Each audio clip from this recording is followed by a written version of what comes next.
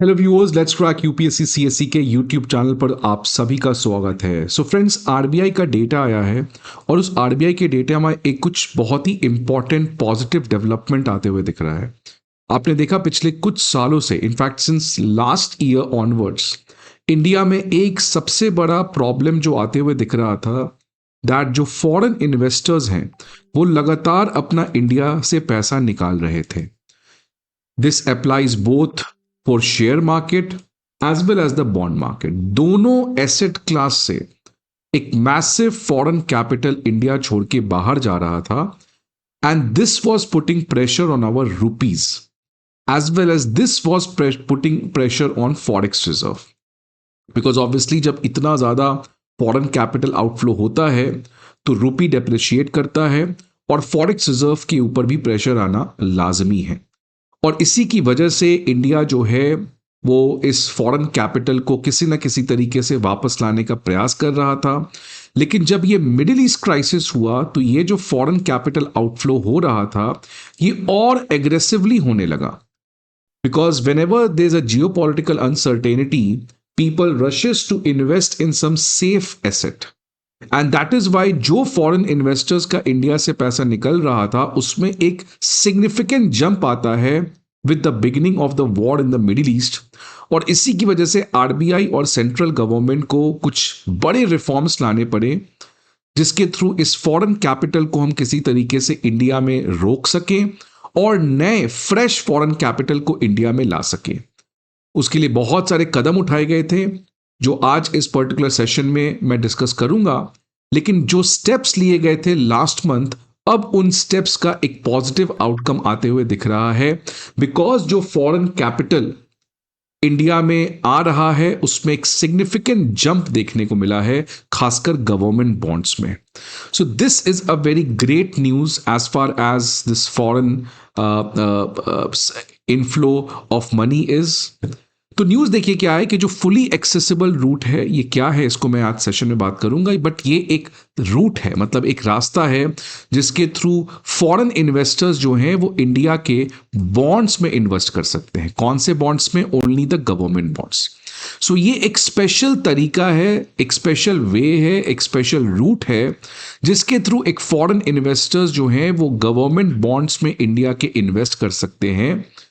इस particular root के through इस साल लगभग 35,335 करोड़ रुपीस का इन्वेस्टमेंट आया है, इनफ्लो आया है, which is a good thing. क्योंकि दूसरे तरफ अगर मैं इक्विटी सेगमेंट की बात करूं शेयर मार्केट में, उसमें लगातार आउटफ्लो अभी भी चल रहा है। इस फॉरेन इनफ्लो को जो गवर्नमेंट ऑफ इंडिया के बॉन्ड्स में आ रहा है under the special route of FAR, उसमें जून के महीने में कुछ बहुत ही पॉजिटिव चीज हुआ। अगर आप एनएसडीएल के डेटा को देखेंगे तो जून में इस साल का सबसे ज्यादा इनफ्लो आया है through the FAR, which is around 20,772 crore, वो भी up till June 24, which means June के महीने में लगभग 21,000 करोड़ का foreign investment government of India के बॉन्ड्स में आया है under this special route of FAR. मैं क्यों एफएआर की बात कर रहा हूं? बिकॉज कुछ दिन पहले आरबीआई ने इसी एफएआर में कुछ बहुत बड़ा रिफॉर्म किया है और उसी रिफॉर्म का आप आउटकम देख सकते हैं दैट एफएआर के थ्रू एक बहुत बड़ा इन्वेस्टमेंट इंडिया में आते हुए दिख रहा है। और जून में तो सारे रिकॉर्ड्स ब्रेक हो गए, बिकॉज जून में अकेले एक महीने में जो टोटल फॉरेन इन्वेस्टमेंट इंडिया के बॉन्ड्स में आया by this FAR is more than 60% of the inflow which has come through the entire year. मतलब अगर आप जनवरी से लेके जून तक की बात करें तो जो टोटल पैसा आया है उस पैसे से 60% पैसा तो अकेले जून में आ गया है, which means something has happened in June. Now, what something has happened in June, you can see clearly the data. It is a complete surprise, and the credit of all these goes to the RBI's intervention, जिसके through now it has become very attractive for the foreign investors to invest in Government of India bond जिसकी वजह से India में ये foreign inflow आ रहा है, रूपी के डिप्रिसिएशन को रोकने में मदद कर रहा है और आरबीआई के फॉरेक्स रिजर्व पे जो प्रेशर बन रहा था उसको भी बहुत हद तक ठीक किया है। ये जो इनफ्लो है ये मार्च 2025 के बाद सबसे ज्यादा आया है, क्योंकि मार्च 2025 वो लास्ट मंथ था जिस समय हमारा टोटल इनफ्लो 29,000 करोड़ था, लेकिन उसके बाद से कॉन्स्टेंटली एक तरीके का हम आउटफ्लो देखने जा रहे हैं, मतलब हमारा नेगेटिव टेरिटरी था, which means if $100 was coming into India, $120 was leaving India. But now things are changing और आप देख सकते हैं इनफ्लो में एक वापस से सिग्निफिकेंट जंप देखने को मिला है। अब ये जून बम्पर क्यों हुआ, जून में ऐसा क्यों रिकॉर्ड ब्रेकिंग फॉरेन इनफ्लो हुआ है? बिकॉज आरबीआई की जो रीसेंट मॉनेटरी पॉलिसी कमिटी की मीटिंग थी, उस मीटिंग में जो एफएआर है उसमें कोई सिग्निफिकेंट रिलैक्सेशंस दिए गए हैं, which has become very very easy और very very attractive for the foreign investors जो गवर्नमेंट ऑफ इंडिया बॉन्ड्स को परचेस करना चाहते हैं। और जैसे ही आरबीआई एमपीसी ने एक बड़ा डिसीजन लिया, सेंट्रल गवर्नमेंट भी वहां पे स्टेप इन कर गई और सेंट्रल गवर्नमेंट ने कहा कि अगर कोई फॉरेन इन्वेस्टर इंडिया के गवर्नमेंट ऑफ इंडिया बॉन्ड में इन्वेस्ट करता है, उससे अगर वो इनकम अर्न करता है तो उस पर एक मैसिव टैक्स ब्रेक दिया जाएगा। सो आरबीआई और सेंट्रल गवर्नमेंट दोनों का एक साथ आकर काम करना एक कोऑर्डिनेटेड तरीके से, this has completely changed that entire problem which India was facing as of now. क्योंकि एफएआर में जिस तरीके का एक इन्वेस्टमेंट आ रहा है, that clearly shows that the strategy adopted is working. इस पूरे स्ट्रैटेजी को आज डीकंस्ट्रक्ट करेंगे, समझेंगे, बट आगे बढ़ने के पहले एक इंपॉर्टेंट इंफॉर्मेशन आप सभी के लिए। अनअकैडमी आईएएस आपने देखा इस साल काफी अच्छा परफॉर्मेंस किया है। इनफैक्ट हमारे लगभग 100 से ज्यादा ऑनलाइन क्लासरूम प्रोग्राम सिलेक्शन जो पेड बैचेस को ज्वाइन करके सेलेक्ट हुए हैं, in fact the rank 1 has also been our online classroom program student।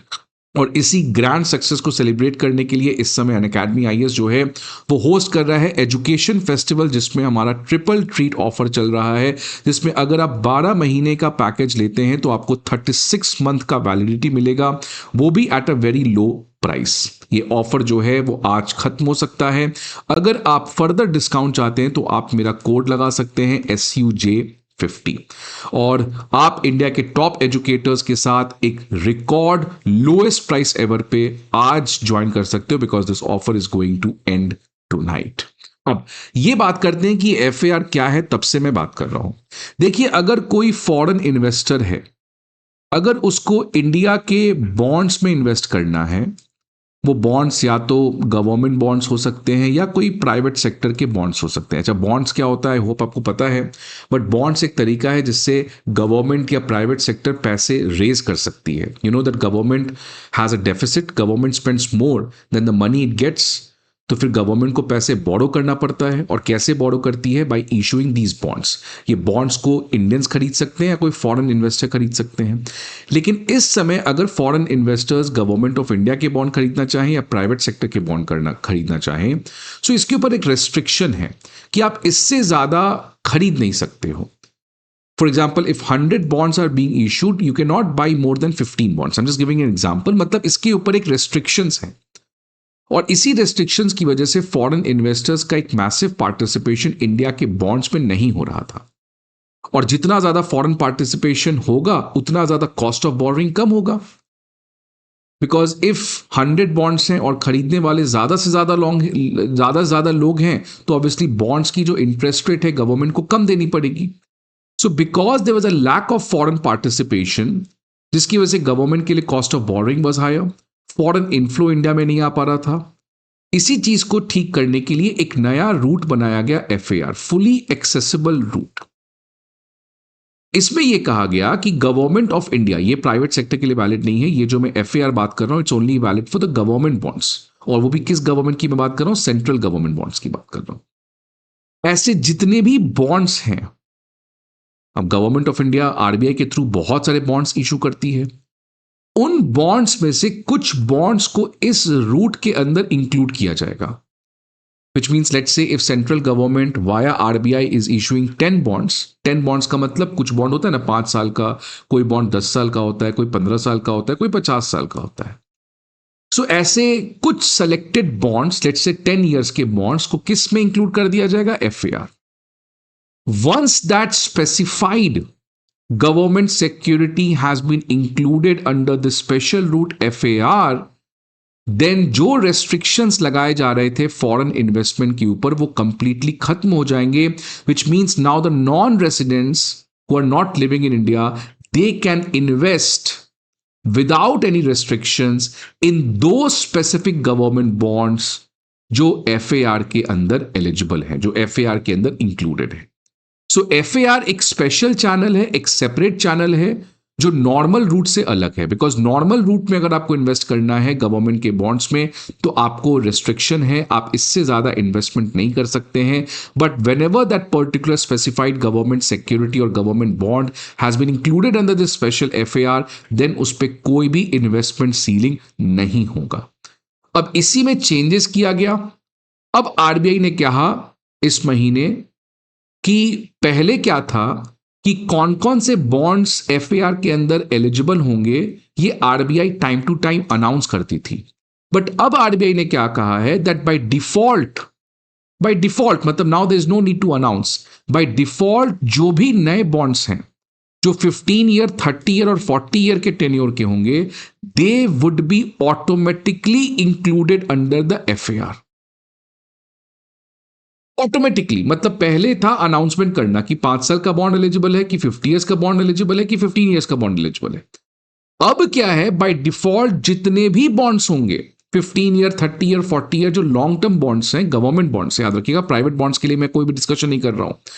All these long-term government bonds, be it for 15 years, 30 years or 40 years, they will be automatically included under the FAR.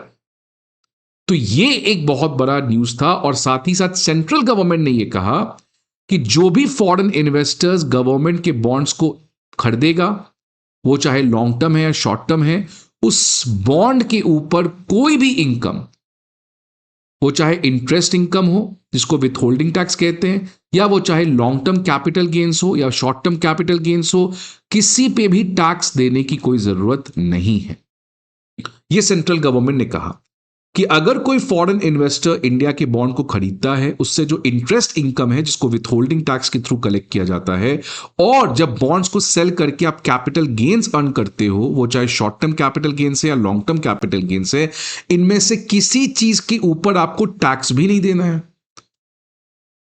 सो ये RBI का intervention और ये central government का intervention आज इसी का impact है that जून 2026 में अभी तक का हाईएस्ट फॉरेन इन्वेस्टर का इन्वेस्टमेंट आ रहा है गवर्नमेंट ऑफ इंडिया के बॉन्ड्स में under the special FAR route. अब इस बेसिस पे आपके लिए प्रीलिम्स में क्वेश्चन आ सकता है कि FAR रूट जो इंट्रोड्यूस किया है RBI ने, कौन कौन से स्टेटमेंट सही हैं. It allows eligible non-resident investors, correct, to invest in specified government of India securities without any quantitative investment ceiling, correct? कोई investment ceiling है ही नहीं. FAR operates in addition to the existing routes. Obviously existing route मतलब normal route वो तो चल ही रहा है, और ये एक नया रूट आपने बना दिया है जिसमें कुछ गवर्नमेंट ऑफ इंडिया के सिक्योरिटीज इंक्लूड किए जाएंगे. FAR permits unrestricted investment in all SDL, मतलब SDL का मतलब जो स्टेट गवर्नमेंट बॉन्ड्स हैं. यहां पे लिखा है ऑल तो नहीं है ना, ऑल तो हो ही नहीं सकता है. So third option will be incorrect. Option number A will be correct, because state development loans जो हैं वो इस समय FAR के अंदर तो है भी नहीं. FAR के अंदर ओनली सेंट्रल गवर्नमेंट बॉन्ड्स की बात हो रही है, और अगर स्टेट डेवलपमेंट लोन्स आने वाले समय में होते भी हैं तो ऐसा नहीं हुआ कि all the state development loans, no, not all. It only depends upon RBI कि वो कौन से बॉन्ड्स को FAR के अंदर एलिजिबल करना चाहता है. कोई डाउट होगा कमेंट पे जरूर डालिएगा, I will reply personally so that आपके इकोनॉमी में कोई भी डाउट इस टॉपिक पे ना आए. बहुत इंपॉर्टेंट टॉपिक है एंड आई होप आपको समझ में आएगा. See you again some other video friends. Till then goodbye and take care.